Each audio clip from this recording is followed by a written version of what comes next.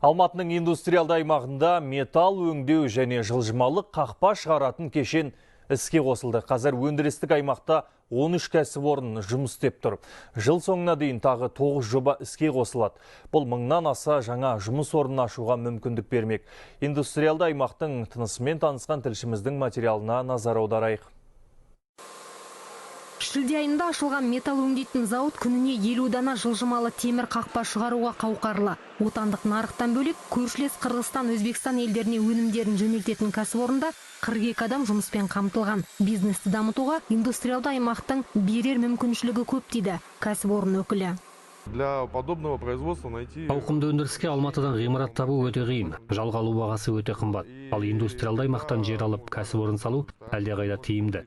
Біздің кәсіпорын 6000 шаршы метр жерді алып жатыр. Мұндай мүмкіндік тұтынушының талабын ескеріп, сапалы өнім шығаруға жол ашады.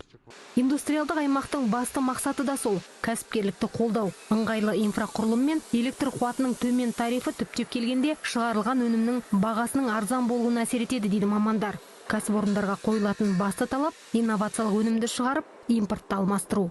Очень важный момент, что индустриалдық аймаққа жобаларды таңдаудың бірнеше ережесі бар. Ең бірінші кезекте кәсіпорын қазақстандық үлесті арттыруға басымдық беруі тиіс. Кезең-кезеңімен болса да бұл талап орындалуы керек. Сонымен қатар экспортқа бағытталған өнім шығару міндетті. Алматының индустриалды аймағына жобалық құны 261 миллиард теңге болатын 60 компания кіреді. Қазіргі уақытта 13 кәсіпорын толық қуатында жұмыс істесе, 47 жоғары технологиялық жоба жүзеге асырылу кезеңінде. Коронавирус пандемиясы қаладағы бизнес нысандарына оңай соқпағаны анық. Дегенмен өндірістік аймақтағы кәсіпорындар жұмысын тоқтатпаған. Бірде-бір тоқтаған жоқ, бүкіл барлық уақытта. Қиындықтар әрине болды. Біздің мынау пригородтағы работниктеріміздің көбісі кіре алмай қалды. Олардың бәрін енді өзіміз общежитие орналастырдық. Олардың бәріне жаңа қамтамасыз еттік, төсек орын жатып, олардың тамағымен барлығы сөйтіп.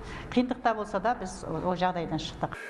Жыл соңына дейін индустриалды аймақта автокөлік медициналық мақсатта диагностикалық тест шығаратын, жылу газоблоктары мен желдету жүйелерін өндіретін, жылу оқшаулайтын материалдар шығаратын 9 жобаны іске қосу жоспарланған.